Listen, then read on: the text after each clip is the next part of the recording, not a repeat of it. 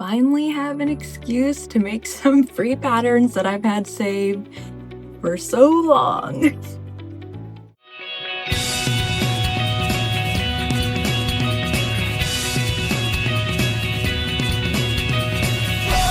Hey guys, if you're new here, my name is Brittany, also known as Nerdy Girl Crochets. I run a small crochet business where I primarily paint safety eyes, but I also make crochet accessories such as stitch markers and the sewing sticks. Today, I'm just going to be showing some free patterns that I made because I was challenged by Christine from What's Up Cupcake on YouTube to do the Share the Love Instagram challenge, but you can also do it on YouTube. Anyway, the whole premise of the challenge was to make 5 free patterns that you found on Instagram and then share those patterns, obviously, with you guys. I've had so many patterns saved that I've wanted to make. If you've been following my channel, you know at one point I was like a serial tester. Making anything outside of a pattern test? No, that didn't happen for a solid year and a half. And then once I was kind of coming out of that pattern testing realm, I was just making a lot of gifts because it was the holiday season. I don't know, I feel like every time I have a free moment, it's usually, it doesn't compute in my brain oh, you should make some of those free patterns that you've been wanting to make. So this was actually really fun because I'm telling you, I have so many free patterns saved on my Instagram. So this was just a really good opportunity to finally make them. Finally. So I'll kind of go in the order that I made them. I have up on my screen who the creators were. The first thing that I made was this little free dragon. And this one, I'm hoping I'm saying it's right. I'm going to say it's Amateur Hour. Yeah, Amateur Hour. And it's called a baby dragon. I used Sweet Snuggles because I knew I wanted it to be a little bit bigger because I really wanted to use sparkly safety eyes. I didn't want it to be super tiny where I had to use the black standard ones. Those ones are fine. I don't use them very often. I don't even have a really good stash of them just because I do prefer to use sparkly eyes. I feel like the sparkly eyes are a good opportunity to really personalize the plushie, and I've also gotten so many eyes from other creators and I really do love to give them the shout out. So I know these ones are by Dark Side Crochet. She is one that I have admired her eyes for so long. I mean, just look at that. That looks so cool. But yeah, once I finished this baby, I was like, oh my gosh, so cute. I feel like in the Sweet Snuggles, it's a really good size too. Because I love little tiny dragons, but I like that it was a quick pattern and you can still make it a decent size if you just use bigger yarn. Sweet Snuggles with 25mm eyes, and this is how it came out.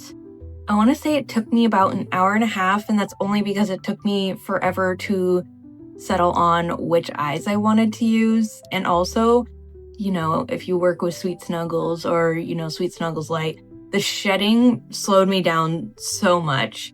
Every time I work with Sweet Snuggles or Sweet Snuggles Light, I'm like, it'll be different this time. I'll sew with it and it's not gonna shed or, disintegrate on me, and nope, never happens. It always is a nightmare. I need to do the extra step and just sew it with acrylic or cotton yarn because sewing with the Sweet Snuggles is always just a nightmare and more work for me than if I just started with acrylics. It's a love-hate relationship. I love how soft it is, but the shedding drives me nuts. So the second thing I made was a free pattern by my good friend Robin, Sweet Beans Crochet. She's here on YouTube and on Instagram, so you can find it on Instagram. Little floof. I tested her Sailor Moon pattern, which is just incredible. And this is included in the Sailor Moon pattern, but it's also a free pattern on her page. And when I was testing, I didn't have time to do the wand, so I was like, perfect. This challenge gives me the opportunity and reason to make the wand, because I also am a person where I have so many things I want to make. Seriously, my mental list of all the things that I want to make is ridiculous. I don't have time for that. I wish I did. I wish I had all the time in the world for all the things. I get inspired all the time. So it's really hard when I feel like my brain is constantly I want to make this, I want to make this, I want to make this. And then if I get asked to make something, then I'm like, oh shoot, now veer plan. Anybody else like that? Anybody else a squirrely brain like me? But anyway, I was so happy I finally got to make the little moon wand, and it goes perfectly with Sailor Moon. For this, I used, I want to say it was Baby Bear. And for the pink, I actually used Juicy Couture, and it's sparkly. I don't think the camera's picking that up very well, but I was like, it's Sailor Moon. She needs sparkles. I brought over Sailor Moon so she can be seen with her little moon wand. I love her. And now she fits on my shelf with like all the manga and the figurines, and it is so nice whenever I can actually fit a plushie on that shelf because it makes it feel way more personal. A lot of my dolls are so big, there's no way they would fit on that shelf with all the books and everything, so I love that she does fit. She's a little smaller. I made her in primarily posh, but then the hair and the bows are in velvet. I absolutely love to make hair for dolls in velvet. I think it's nice because it's so silky that you don't get the problem of it instantly curling up all the time. Like, I'm kind of getting off track, but like when I made Toru, I'll pop a picture of her, but when I made Toru, I did her in blanket yarn, and trying to tame her hair was ridiculous. And if you watch Fruits Basket, she does not have curly hair. So trying to get her hair to calm down, I was like, oh my gosh. Then I started using velvet, and I think I up my hook size by like half size every time I do hair, so it really just kind of fits over the head better. Game changing. I love to do that. That's just what I do when I do hair for dolls. But anyways, Robin did such a good job on this pattern. I love it. And then the little moon wand just looks perfect on my shelf. And the third thing that I made, I've been wanting to make him for a while because I mean, if you haven't guessed by now, based on my anime interest, I kind of like the darker shows. I made the little Squid Game soldier. I've been wanting to make him so bad for so long. Who's this one by? Ellie Yarn Art. Yeah, I love it so much. So I literally pulled up the pattern and started making this, and I pulled up Netflix and I was like, oh my gosh, the new season is live. This is perfect. I literally was crocheting him while I was watching the new season, which if you're watching the current season, I swear every time it just starts out more and more brutal. I'm like, but I love it. So for him, I did use Juicy Couture and the black is velvet. And he's just like so cute, short and stout. And the hood, you can like take the hood off. I was really impressed by this hood. I don't know, I always love seeing how different people do different things. I don't know, I just thought the hood looked really clean.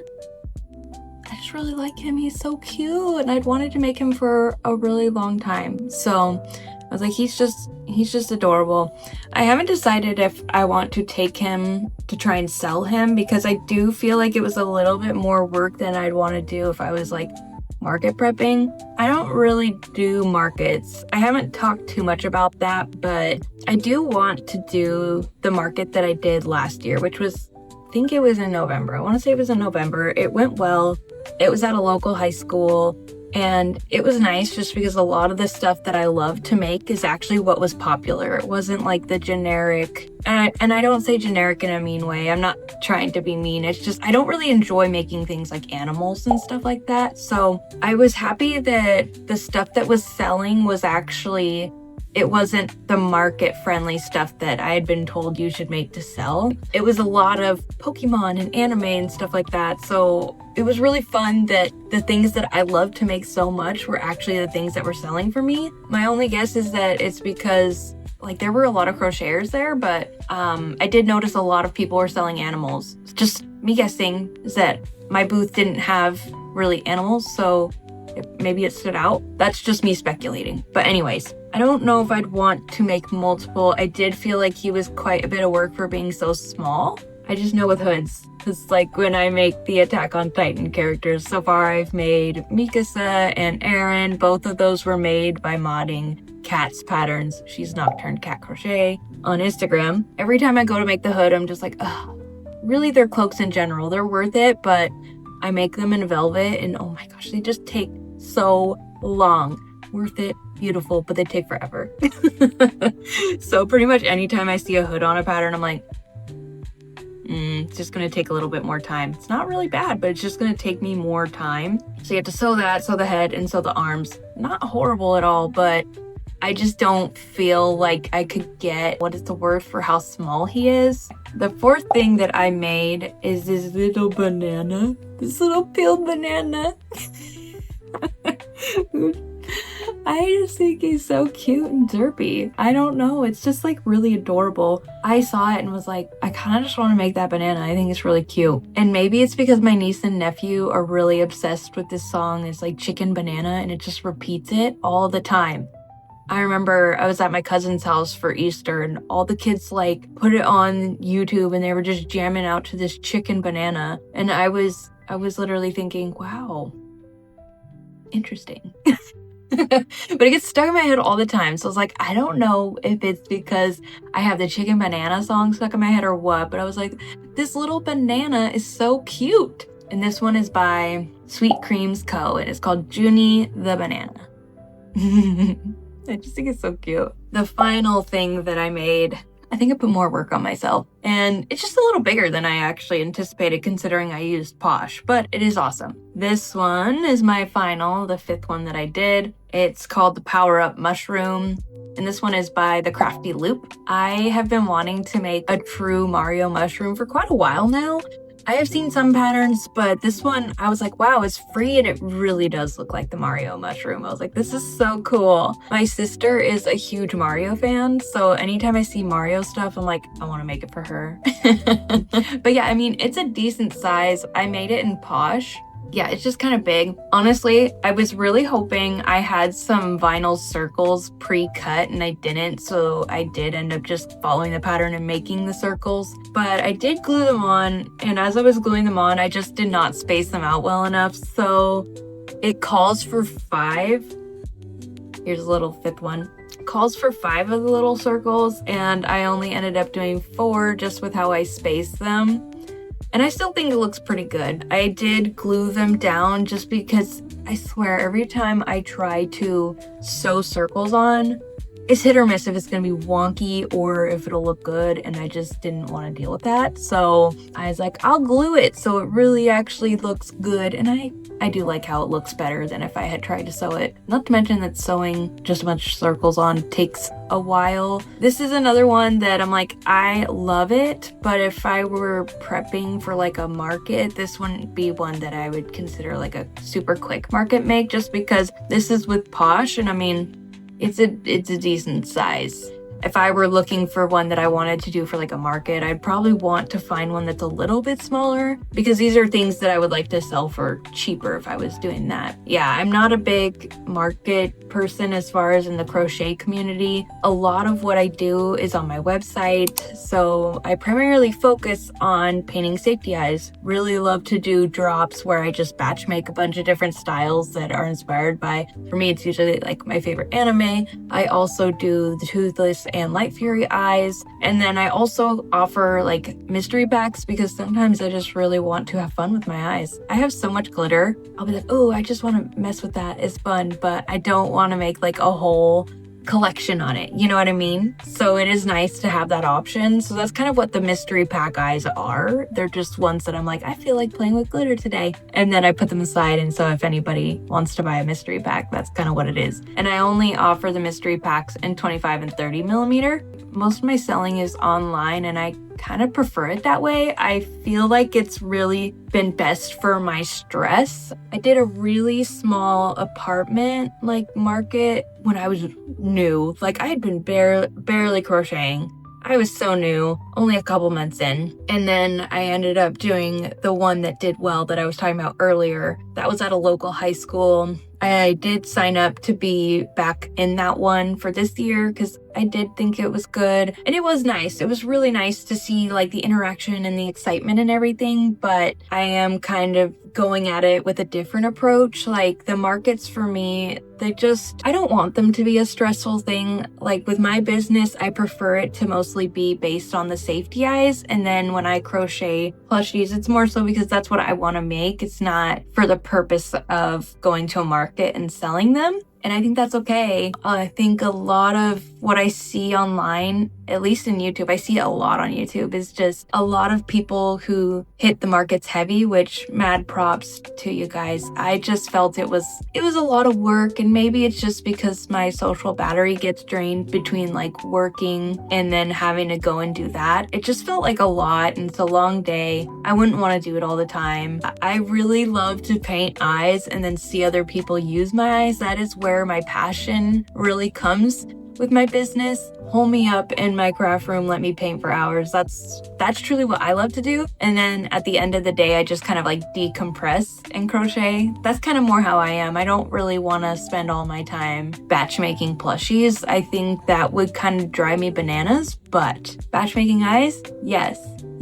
So I think it's all about just like finding what you love within the community and your business. Like, we all have something special that we can provide, and I truly believe that. There's nothing wrong if you don't want to go to markets, or if you just want to be a hobby crocheter, or if you don't even want to make any like business out of it. That's fine. Like, that is totally fine. There is nothing wrong with that at all. You know, for me, it kind of just happened, like word of mouth. I really love to make accessories and eyes, and then I didn't really advertise it, but just, yeah, like I said, word of mouth. And now I have this business that I am so passionate about. I love so much, and truly seeing people use the accessories and the eyes, it really does make my day when I'm tagged and stuff. Yeah, you just never know where life will take you. And for me, my passion, I know I've said it already, is safety eyes. Absolutely love safety eyes. And then I prefer usually to have projects that are a little bit bigger, not as quick. So that's probably a reason I'm not crazy about markets, is just I really more so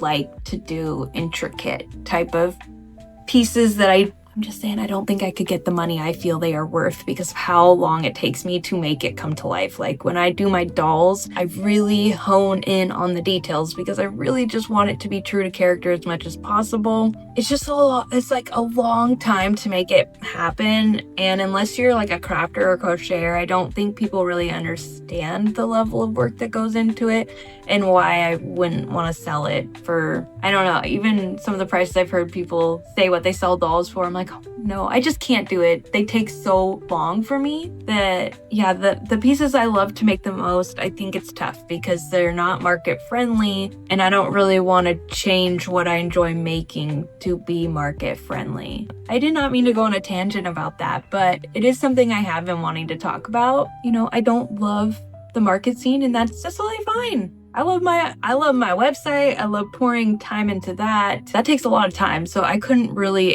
additionally add doing a bunch of markets on top of it. I think I'm basically trying to say, like, it's okay if you prefer a non-traditional approach to your crochet business. I think that's kind of really where I'm wrapping it up and ending it. Yeah, it was Christine by What's Up Cupcake who had challenged me, and honestly, it was so sweet because when I saw it, I was like, oh, that is so nice. She's just been awesome, has really made me feel included in the whole YouTube realm because I am still very new to it. Yeah, she's so sweet. Thank you so much for challenging me to this, because now look, finally, I mean, it might have taken me a while, you know? It did. It took weeks. It did.